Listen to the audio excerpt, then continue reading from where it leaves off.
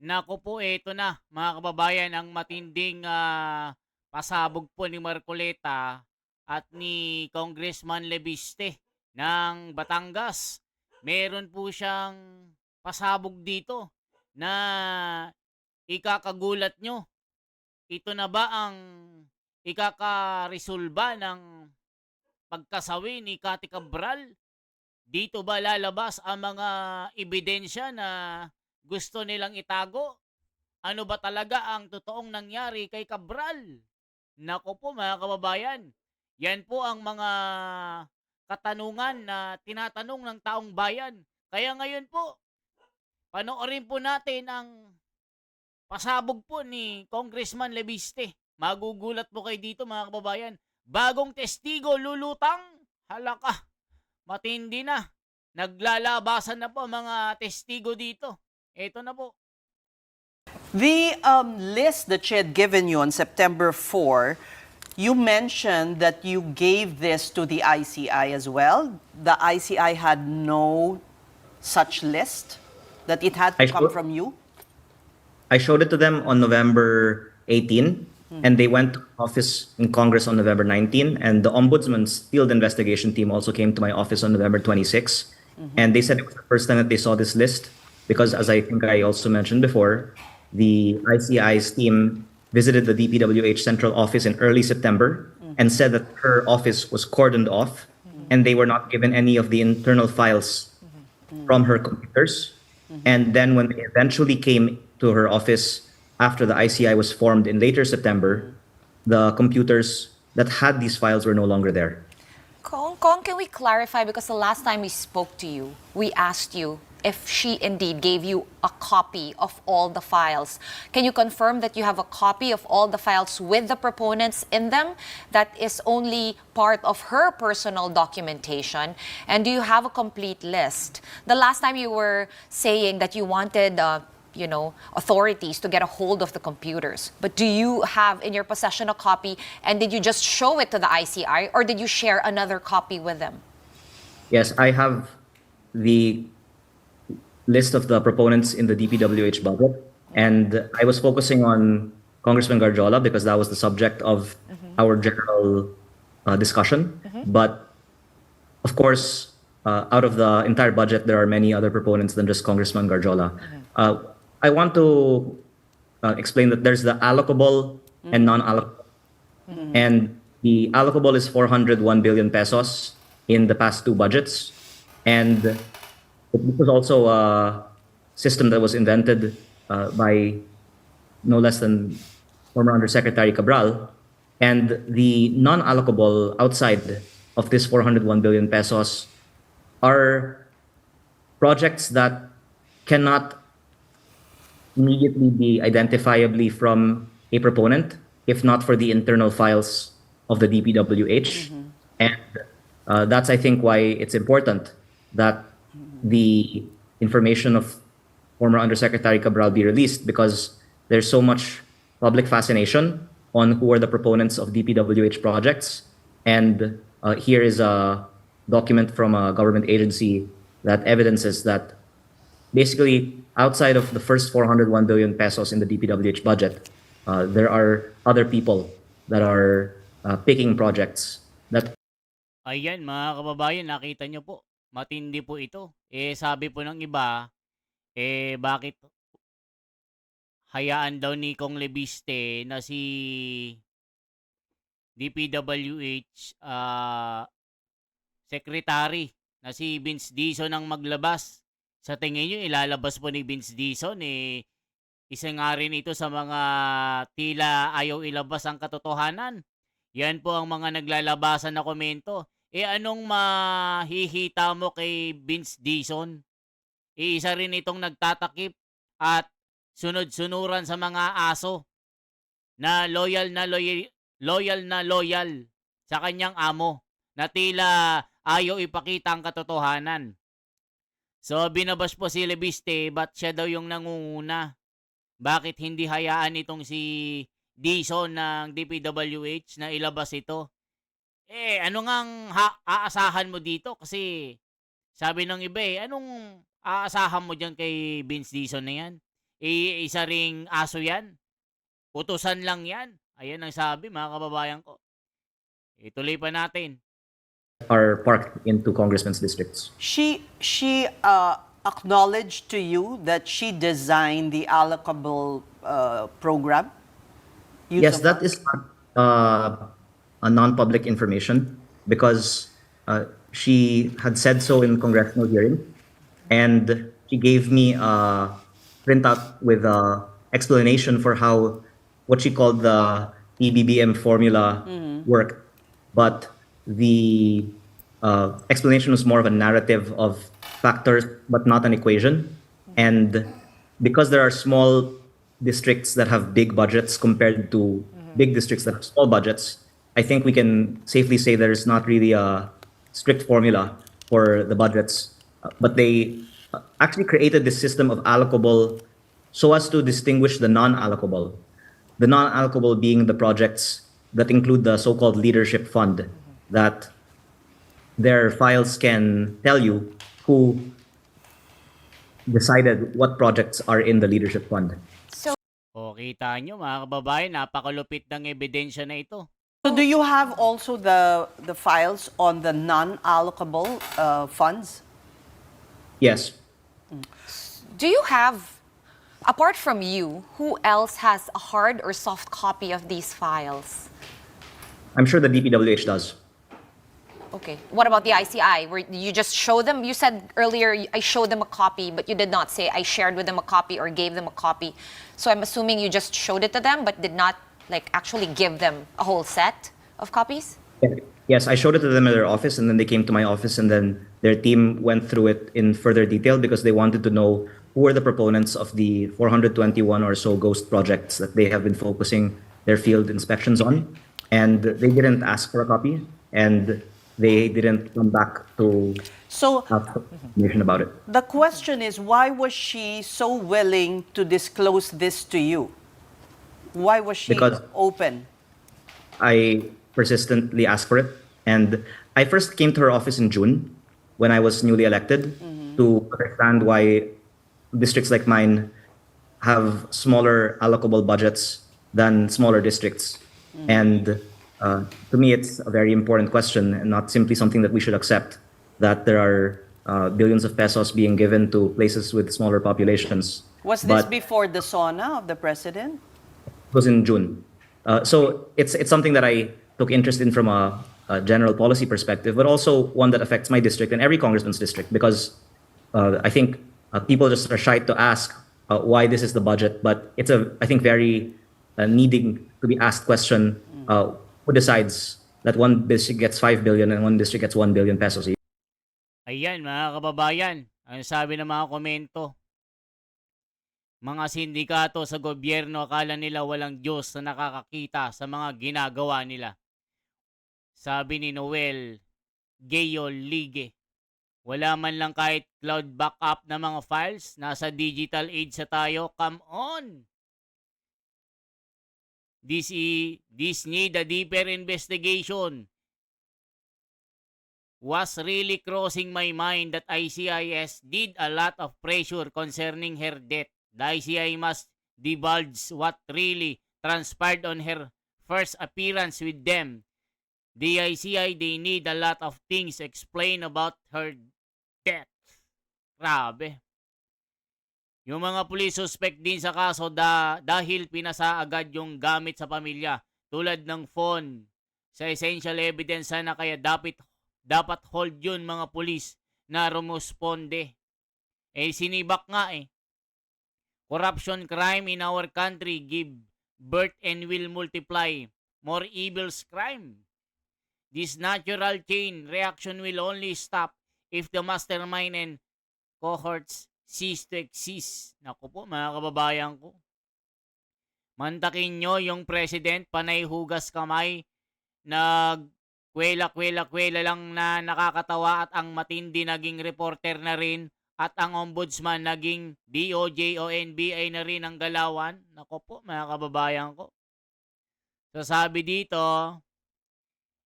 si Rep Ridon, kinwestiyon si Rep Leviste sa hindi paglabas. O eto, check po natin. Craving something real?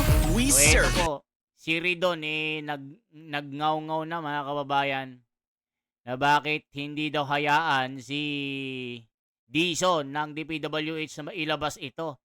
Eh sabi nga nila, anong mahihita mo kay Dison, di ba? Yun po ang sabi mga kababayan. Hindi maglalakas loob na ilabas yan. Eh alam natin yan, sabi ng mga komento. Ituloy pa natin anong sinasabi dito. Magugulat kayo dito mga kababayan, mga listahan. Congressman Terry Ridon. Kinwestiyon ni Congressman Terry Ridon si Batangas Representative Leandro Leviste dahil sa di paglalabas ng mga dokumento galing kay late DPWH Undersecretary Maria Catalina Cabral. Sagot ni Leviste, mismong mga kongresista raw ang ayaw makita ang listahan ng proponents ng DPWH budget insertions. Ang buong detalye sa Agenda Weekend Report ni Ivy Reyes. Matapos sabihin ni Batangas 1st District Representative Leandro Leviste na may hinahawakan siyang listahan galing sa namayapang Undersecretary ng DPWH na si Catalina Cabral, simula pa Setyembre, tinatanong ni Bicol Saro Representative Terry Ridon kung bakit hindi ba inilalabas ni Leviste ang listahang ito hanggang ngayon. My question to him is, it has been several months since this supposed document had been provided to him. Why has he not disclosed it up until today? Hindi ba? Kasi binabanggit niyo yun in the last couple of days na meron pong binigay na dokumento. Where is that list?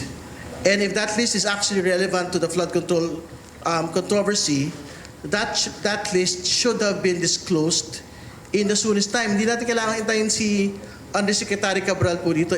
Sa social media page ng kongresista, sinabi ni Leviste na September 4 pa ibinigay sa kanya ang mga dokumento na naglalaman ng mga proponents ng insertion sa Public Works Department. Anya, naipakita na niya ito sa Independent Commission for Infrastructure at mayroon ding kopya ang DPWH. Nang tanongin natin si Leviste, bumaling ito pabalik kay Ridon at sinabing si Ridon at ang kanyang mga kasama ang nag-utos na wag muna itong ilabas. Payo ni Leviste, mag-usap muna ang komite ni Ridon at talakayin ang dokumento sa susunod na hearing ng Committee on Public Accounts kung saan chairman si Ridon. O kita nyo, itong si Ridon nagngangaw-ngaw. Eh kayo palang ayaw ipakita ito. Eh ipinasa pala ito ni Congressman Leandro Leviste. Ayun o, mula noong September 4. Alam ng Kongreso na nasa akin ang listahang ito. At sinabi ng mga kasamahan niya na wag kong ilabas ang listahan. O, bobo pala ito eh. Oy Ridon, maligo ka nga. Baka di ka pa naliligo. Mukhang may amnesia ka na, sabi ni Roberto Cabral ng Santa Ana. Ayan o. Mga kababayan, ulitin natin.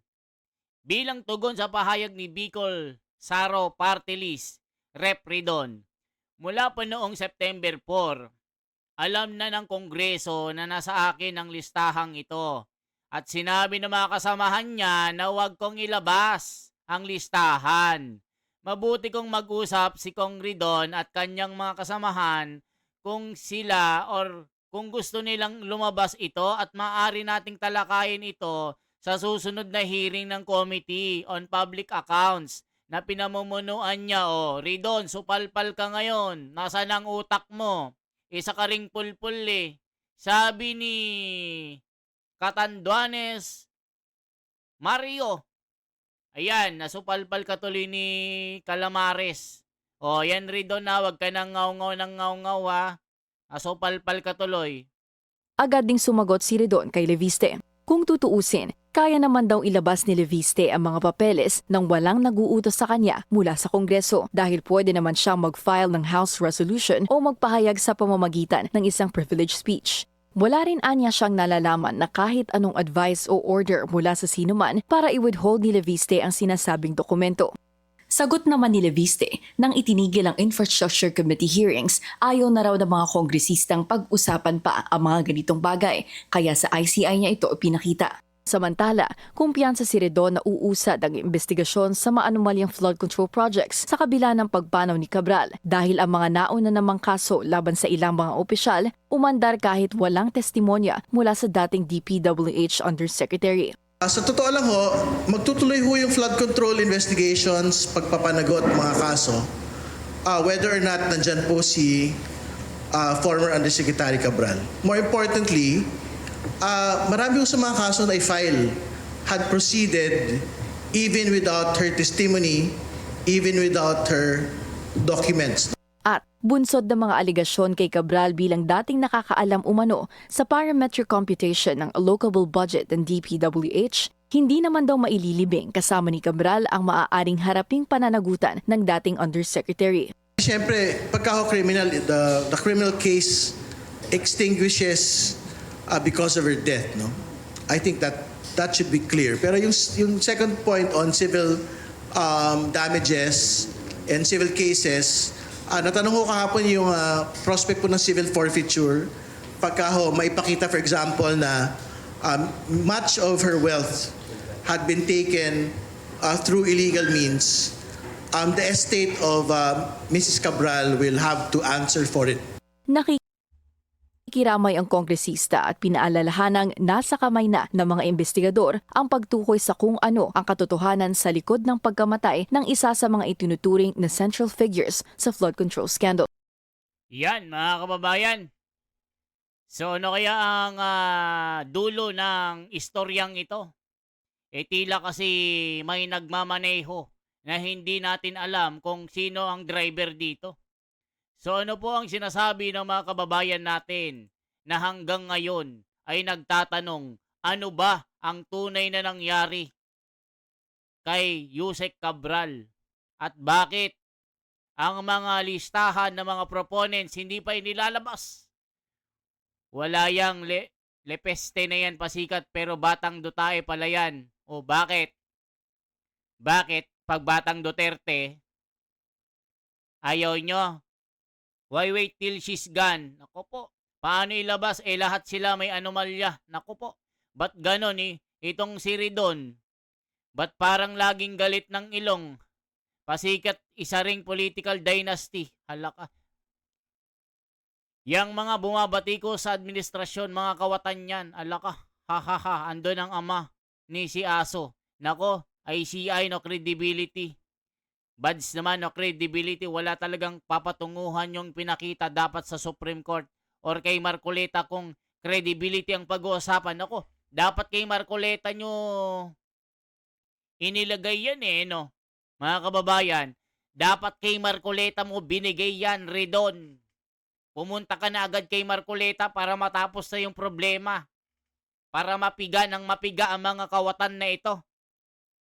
Bakit kasi ang tagal mo, hindi mo pinakita, dapat tumakbo ka agad sa Supreme Court or kay Marcoleta para meron kang backup na solido.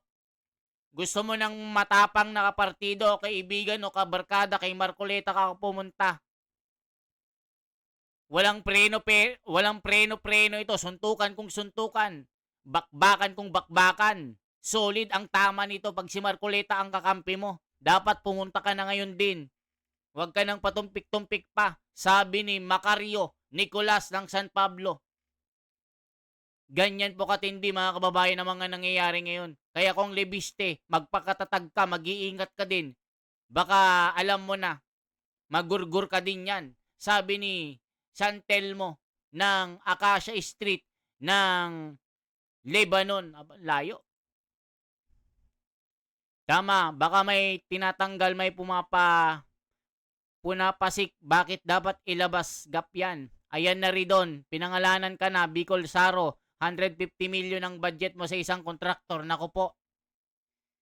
Yari ka pala Ridon Saro ka pala party list Si Libis pasikat puro ngaw-ngaw. Bakit ayaw ibigay kung meron? Sino siya para maghawak ibig sabihin? Wala yan. Naku po. Libis didilis na rin. Naku. Kung ano-anong mga sinasabi nyo, didilis o ano. Kung kakampi kay Marcoleta, didilis. Kung DDS, didilis na naman. Kayo, loyalista, mga tanga. Sabi naman ni Ferdinand Tonog. O yan, nangaw-ngaw katuloy Ridon. Bobo ka din pala. Sabi niya, isa kong DDS, alam ko ang kwento mo. Sabi ni San Fernando La Union. Natanggal ka noon dahil sa korupsyon, tinanggal ka ni Duterte kaya galit ka sa mga Duterte. Ayan. Nayayari tuloy itong si Ridon na ito. Ano ba sinasabi dito? On-cam na naman si Ridon, tuwa na naman si Kulokoy. Maangan na tuta ni BBM. Halaka. Style ni Libiste, pasikat, bida-bida. O bida-bida daw si Libiste. Galit yung mga loyalista na tanga. Itong si Ridon, klarong abogado na magnanakaw. Halaka, sabi ni Ronelio. Basay. Nilabas na kasama ka sa listahan. Halaka. Pinangalanan na Saro Partilis. Halaka. Matindi pala itong si Ridon. Saro Partilis pala ito. Kaya mga kababayan, ano masasabi nyo dito? Ano kaya ang kwento ng mga istoryang ito? Sino kaya ang mastermind? Bakit nawala si Cathy Cabral? Bakit kaya nag-ano ba ito? Sarili ba niya? Or ibang tao ang nagtulak para mawala ito? Okay po? Yan lamang po ang aking bahagi mga kababayan. Matindi yung sabi ni John Vic Rimulye, wala daw fingerprint itong si Tambaluslos o Martin Romualdez. Yan yung sabi ng mga galit kay Martin sa flood control issue. Wala daw makitang bakas na kumukonekta kay Martin Romualdez. Walang fingerprint. Ito po ang sinabi ni John Vic Rimulya ng DILG. Ang tanging may kakaso daw ay gross negligence. Gross neglect of duty. The possible imprisonment is 6 years to 1 month and 15 years imprisonment or possible forfeited. Lahat po ng mga ari-arian kukumpiskahin. At ito ay pag-disqualify po sa posisyon at hindi na rin makakatakbo sa anumang posisyon ito, mga kababayan ko. So, anong masasabi nyo? Kaya si Marcoleta, galit na galit ano? Diba? Ganun yon. Walang fingerprint. Ayun, nasupalpal tuloy ni Marcoleta ito, yung John Vic Rimulya at si Boyeng Rimulya dito. Okay po, kung umabot ka po sa part na ito, i-like at i-share mo at i-comment mo kung anong location ka, anong bansa ka nagko-comment, saan ka nanonood, saan ba umaabot ang video natin. Mga kababayan ko OFW, mag-react po kayo dito. Sumama po tayo sa diskurso. Ano ba talaga ang tunay na nangyari? Gumising po tayo mga kababayan. Kailangan po nating magsalita dito. Kahit sa komento lang. Ano ang masasabi nyo? Anong reaction nyo sa nangyaring ito? Na hawak ni Congressman Leviste. Meron siyang hawak na kopya. Dito sa hawak ni Cathy Cabral na dating USEC ng DPWH na hawak yung mga listahan ng mga politiko. 401 billion pa naman ito. Mga kababayan, mga allocables. Ayan, binanggit tuloy. Saro Partilis. Terry Ridon. Yari. Okay po, yan lamang po ang ating bahagi for transparency, for a better democracy. Mabuhay po mga kababayan. God bless po.